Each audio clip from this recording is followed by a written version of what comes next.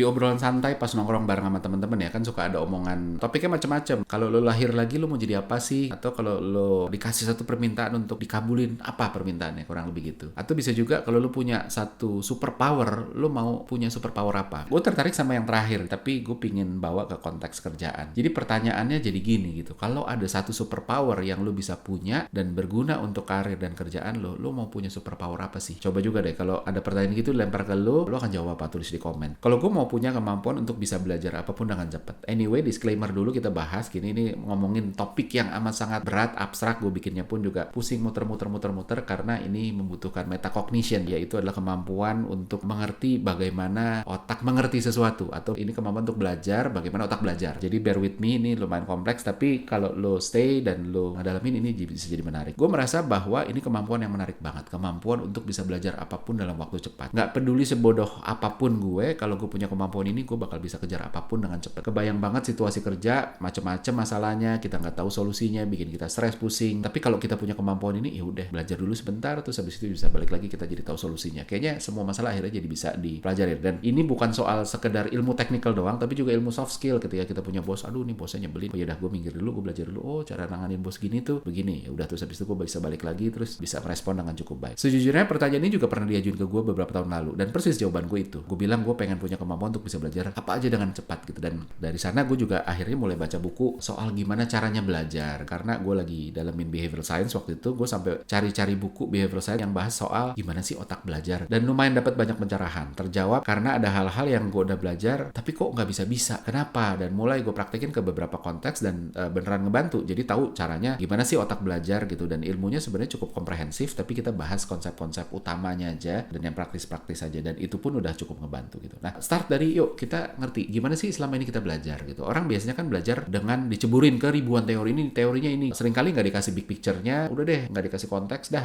lo apalin aja ntar juga ngerti, dan itu yang dilakuin. Kalau ilmunya ilmu praktek, ya udah langsung diceburin, langsung praktek aja. Misal lagi belajar main gitar, maka pertama adalah lo dikasih tahu nih lo chordnya C begini, D begini, A begini, dan sebagainya. Lalu dikasih lagu yang pakai chord itu, lalu kita mulai main, nggak lancar tapi bunyinya benar, lalu kita ulang-ulang terus lagu itu lagi, pelan-pelan tambah lancar sampai akhirnya lancar banget, dan kita udah mulai bisa dibilang bisa mainin lagu itu gitu ya, which ini konteks, lagu itu kan konteks. Kalau lo belajar chord doang tiap hari berjam-jam, nggak bikin lo jadi jago main gitar karena chordnya jadi nggak punya konteks. Tapi apakah udah bisa dibilang bisa main gitar? Ya bisa aja, walaupun baru lagu itu doang, belum bisa mainin lagu lain gitu. Maka dari itu kita mulai belajar lagu kedua, which ini konteks kedua. Mungkin chord-chordnya masih sama, cuma kombinasinya beda, which ini ilmu yang masih sama tapi konteksnya beda. Awalnya nggak lancar, dilatih terus sampai akhirnya lancar, sampai akhirnya kita bisa dibilang oh dia bisa mainin lagu itu, tapi masih belum bisa main lagu lain. Lalu kita mulai belajar lagu lain, which kadang-kadang perlu tahu chord lain karena konteksnya butuh lo pakai chord lain. Sama kayak kita ngelakuin sesuatu, ketika konteksnya beda, kadang-kadang ilmunya pun butuh ilmu berbeda, jadi lo belajar lagi di sana. Menariknya lalu kita mulai bisa mainin lagu lain, dan bahkan yang kita nggak diajarin, kita bahkan bisa mulai bikin lagu, kita mulai bisa improvisasi, kita mulai connecting the dot dengan dengerin lagu doang. Oh nih lagunya gini, oh gini cara mainnya. Itu yang biasa kita belajar. Nah, jadi sebenarnya gimana otak belajar? Di tahap 1, otak itu akan ngerekam informasi-informasi baru yang belum ada database-nya. Ngerekam knowledge. Ini adalah proses di mana kita masukin banyak pengetahuan baru. Kalau belajar main gitar tadi, ini adalah tentang ngapalin chord. Oh C begini, oh D begini, dan sebagainya. Kalau konteksnya belajar bahasa Inggris, kita belajar ngapalin vocab. Oh vocabnya ini. Oh book itu adalah buku, mother itu adalah ibu, dan sebagainya. Kalau nyetir, informasinya adalah belajar maju. Oh maju tuh gini. Oh mundur tuh gini. Oh kalau belok tuh gini, dan sebagainya. Tahap ini adalah waktunya otak bangun database. Diulang-ulang terus gitu ya. Pada dasarnya otak akan menganggap sesuatu yang sering diulang sebagai sesuatu yang harus diingat, di record di database supaya nggak ngabisin energi. Kalau apal kan jadi gampang, kita nggak perlu mikir gitu ya, dan itulah momen yang disebut apal luar kepala, karena kita udah nggak perlu mikir. Di tahap ini ada dua hal yang penting. Pertama adalah repetisi untuk bisa bangun database, sehingga otak sadar nggak perlu in charge, dia bisa ngoper ke subconscious bawah sadar untuk take over. Itulah yang disebut tadi, yang gue bilang dengan luar kepala, nggak perlu mikir lagi karena udah ada database-nya, jalan aja nyelonong begitu aja. Yang kedua adalah banyaknya pengetahuan yang udah kesimpan di sini gitu ya. Kalau informasinya terlalu sedikit, dihafalnya cepet, tapi nanti nggak banyak yang bisa lo lakuin karena pengetahuan lo sedikit. Kalau informasinya banyak, lo jadi bisa lakuin banyak hal nantinya, tapi latihannya jadi perlu effort karena lo harus ngapalin dan mengulang segitu banyak informasi. Ada paradoks di sana. Jadi tapi dua hal itu selalu, satu adalah ngomongin repetisinya, yang kedua adalah berapa banyak yang lo harus record dan lo latih dengan repeat. Jadi kayaknya semua orang udah sampai tahap ini ketika belajar, yaitu ya udah gue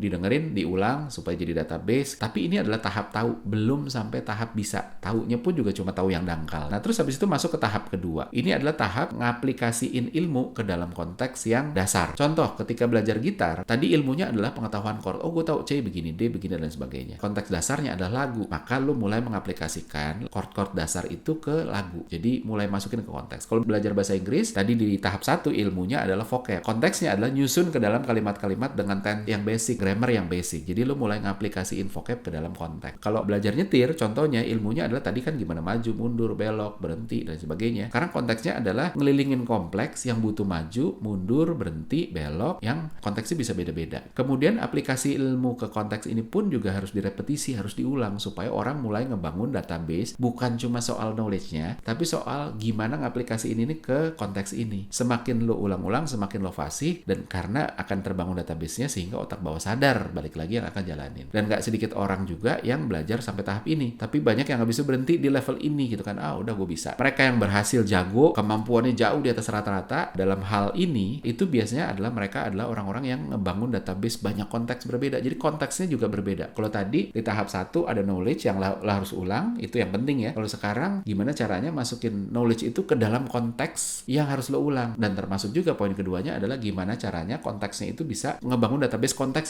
yang amat sangat kaya. Ini kita sebut aja tahap 2B gitu. Contohnya adalah ketika lo main gitar, lo harus belajar banyak lagu yang tipenya beda. Jadi lo punya banyak database dari konteks yang beda. Dan gak jarang waktu belajar lagu baru, lo harus belajar chord baru. Karena chord yang lo udah tahu gak cukup untuk bisa mainin lagu itu. Kalau di bahasa Inggris gitu ya, lo belajar nulis untuk akademik, which itu konteks. Lo belajar untuk presentasi formal, which itu konteks berbeda lagi. Belajar nulis email bisnis, which itu konteksnya beda lagi. Yang gak jarang nuntut lo untuk nambah ilmu baru. Ada vocab baru. Karena vocab lama gak bisa dipakai di konteks ini. Ada tenses baru. Kalau belajar nyetir, lo harus mulai nyobain belajar nyetir di jalan tol, belajar nyetir di jalanan belok-belok, belajar nyetir di kemacetan yang lo butuh stop and go, atau belajar nyetir di kampung yang banyak polisi tidur, ada anak kecil main di jalan, ada ayam nyebrang, segala macam. Yang konteksnya akan lebih kaya lagi dan gak jarang butuh ilmu yang lebih. Mana mainin gas dan rem dengan cara yang beda. Dan untuk bisa ngadepin medan-medan yang berbeda ini butuh gimana sih? Kekayaan konteks ini yang akan bantu otak lo untuk mulai bisa ngebaca pattern, connecting the dot, sehingga otak mulai bisa improvisasi dan combine. Misal main gitar, lagu rock tapi di aransemen koplo, itu kan konteksnya beda. Lo mulai kombinasiin, mulai ada improvisasi gitu. Atau bahasa Inggris pidato formal tapi diselipin joknya jok casual. Jadi lebih dinamis. Itu juga konteks yang berbeda yang lo udah mulai ngawinin gitu kan. Atau nyetir, lo udah bisa nyetir dengan segala macam, terus lo nyobain nyetir di negara yang jalannya di sisi kanan jalan gitu ya. Negara-negara Eropa, Amerika. Teori gas remnya sama, tapi beda sisi, which ada feeling yang harus dilatih yang biasanya kalau orang begitu pindah sana ya, kita biasanya nyetirnya di kanan, jalannya di kiri, sehingga feeling kanan kirinya udah oke. Begitu kita pindah nyetirnya di kiri, biasanya kita nabrak kanan akhirnya, karena feeling kanan kita lemah. Biasanya kanannya dekat, sekarang nih kanannya agak jauh gitu. Jadi itu yang akhirnya lo harus mulai melatih. Dan lo mulai bisa dibilang jago ketika lo spontan dan fasih banget ngaplikasiin pengetahuan untuk konteks dadakan yang muncul gitu, nggak panik, dan lo bisa handle ini dengan baik. Contoh misalnya ketika main gitar, lagi ngeband, tiba-tiba ada request lagu yang lo belum tahu gitu ya, tapi lo tahu lagunya, tapi lo nggak tahu chordnya apa. So manggung mendadak diminta bikin lagu secara spontan, kan suka ada yang begitu ya. Nah ketika lo bisa, itu artinya lo udah jago, karena lo otak lo sudah bisa, oh kalau kayak gini gue caranya gini aja deh dan sebagainya. Jadi ini tentang mengkombinasi, tentang gimana otak bisa mengkombinasikan segala macam hal untuk konteks-konteks yang berbeda, sehingga abis itu dia bisa come up dengan sesuatu. Bahasa Inggris juga sama, lo udah jago ketika lo bisa ngadepin orang dengan aksen yang berbeda, yang database-nya sebenarnya nggak sama persis gitu, tapi ada benang merahnya. Kalau nyetir ini lo lagi jalan kenceng gitu ya, terus abis itu ada kucing nyebrang, which database-nya nggak ada di kepala lo, tapi karena otak udah biasa connecting the dot, udah bisa mengkombinasikan, jadi lo tahu oh gimana caranya ngerespon ini secara smooth. Banyak yang berhenti sampai tahap ini dan mereka tetap jago gitu, tapi nggak banyak yang berhenti di tahap ini juga bisa jago untuk orang lain. Maksudnya bisa ngajarin orang dengan baik gitu. Tahap 2 ini adalah tahap bisa, tapi belum tentu tahu gitu. Tadi ada tahap tahu yang pertama, ini tahap tahu yang benar-benar fasih, jago lah gitu ya, ngelotok. Maka hal yang bisa lo lakuin dengan baik belum tentu juga lo bisa jelasin gitu, karena yang dibangun dari awal ada database, dan database itu dikontrol oleh subconscious. Sementara kemampuan untuk jelasin, untuk nularin pengetahuan ini ke orang lain, itu adalah kemampuan conscious. Jadi kalau cara belajar kita kayak gitu, kita bisa tapi belum tentu kita tahu, belum tentu kita bisa ngajarin karena consciousnya cuma disuruh ikut aja selama ini. Maka dari itu muncullah tahap ketiga. Tahap ini bisa muncul di belakang, tapi nggak jarang juga muncul di tengah-tengah antara tahap 1 atau 2, atau dimanapun itu. Bisa juga bareng-bareng sama tahap 2 gitu. Jadi ini adalah tahap di mana otak sadar atau otak conscious itu diajak untuk terlibat di proses belajar. Caranya dengan mapping pengetahuan dan konteksnya. Bisa ngedudukin, oh ilmu itu tuh adanya di sini gitu, yang itu tuh adanya di sana dan sebagainya gitu. Keuntungannya bisa ini adalah lo bukan cuma bisa ngelakuin, tapi lo juga tahu, sehingga lo bisa ngajarin orang, sehingga lo juga bisa lebih cepat tahu apa yang harus dirubah ketika konteksnya berubah, karena lo tahu mappingnya mappingnya seperti apa. Jadi berbeda banget. Sama kayak gue pernah kasih contoh kalau nggak salah, tahu jalan. Misalnya gue pindah ke kota baru, jalan ke kantor dari tempat tinggal gue lewat sana. Tapi terus itu kan konteks, ya itu konteks. Oh, gue tahu dengan konteks ini seperti itu. Terus habis itu next time lo harus meeting di tempat lain dulu, terus dari tempat lain itu lo harus ke jalan ke kantor. Terus karena lo cukup sering meeting di tempat itu dan habis itu ke kantor, akhirnya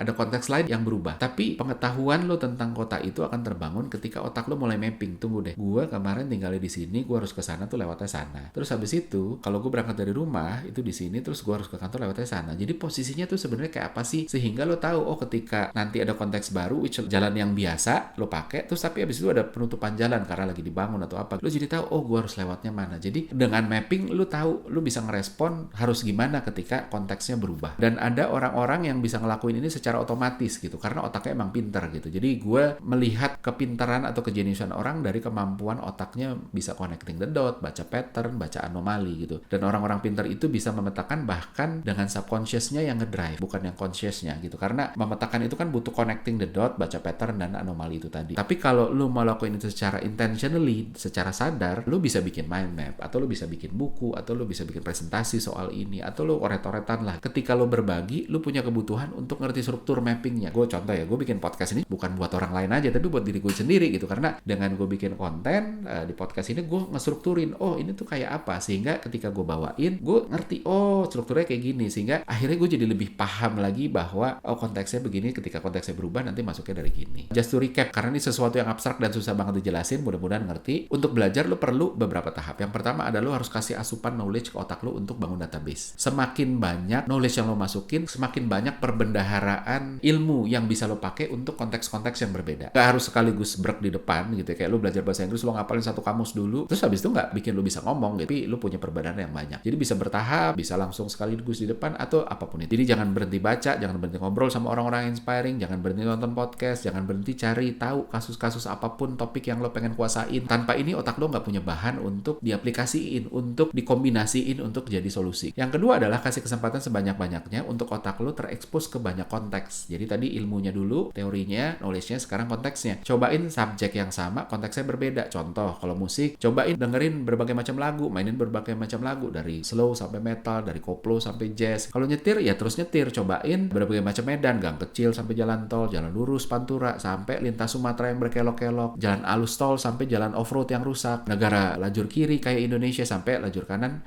kayak Amerika dan Eropa misalnya. Contoh misalnya kalau di kerjaan, di marketing, cobain berbagai macam kategori. Udah kerja di FMCG, pindah ke teknologi, pindah ke transportasi, pindah ke otomotif, cobain juga produk dan service. Cobain juga high involvement product dan low involvement product. Promo driven sama brand driven gitu ya. Jadi lu cobain berbagai macam konteks sehingga otak lu punya perbendaharaan database yang kayak gimana nih kalau di konteks ini, sehingga nanti begitu ada konteks-konteks baru muncul, lu juga udah bisa connecting the dot karena udah berhasil ngebaca patternnya dari yang lama gitu. Dan dengan gitu otak bisa belajar dan ngembangin diri sendiri, bikin konteks baru dan improvisasi dari kombinasi. Selain juga lu juga otak akan punya kefasihan untuk ngadepin konteks yang berbeda. Selanjutnya adalah lu harus latihan terus. Jadi tadi pertama adalah knowledge-nya ditambah sebanyak-banyaknya, kedua konteksnya ditambah sebanyak-banyaknya, yang ketiga adalah latihan terus, repetisi. Karena otak hanya akan bangun database dari repetisi knowledge dan repetisi konteks. Bikin otak bawah sadar yang take over. Terus habis itu mapping dan put into structure supaya lo ngerti posisinya dan hubungannya itu kayak apa. Supaya lo ngerti juga apa yang harus dirubah ketika konteksnya berubah. Supaya lo juga tahu harus pakai ilmu apa untuk ngadepin konteks yang baru. Nah, terus tips tambahan yang nggak gue bahas dari tadi adalah put purpose di depan. Ini adalah tentang kasih tahu otak lo tujuan yang lo mau capai apa sih. Dengan gitu otak akan bangun selective attention bias untuk segala sesuatu yang relevan dan minggirin yang nggak relevan. Selective attention bias itu apa sih? Gue pernah cerita. Jadi misalnya suatu saat gue lagi pengen ganti mobil, terus habis itu satu mobil yang gue tertarik misalnya adalah Mercedes GLC, which itu bukan mobil yang pasaran, tapi begitu gue lagi suka mobil itu, tiba-tiba di jalan gue ngelihat banyak banget GLC. Itu adalah selective attention bias. Bukan mendadak tiba-tiba banyak mobil GLC itu dari dulu juga sebenarnya segitu-segitu aja gitu. Tapi sebelumnya karena tidak relevan buat otak gue, otak tidak nge-flag,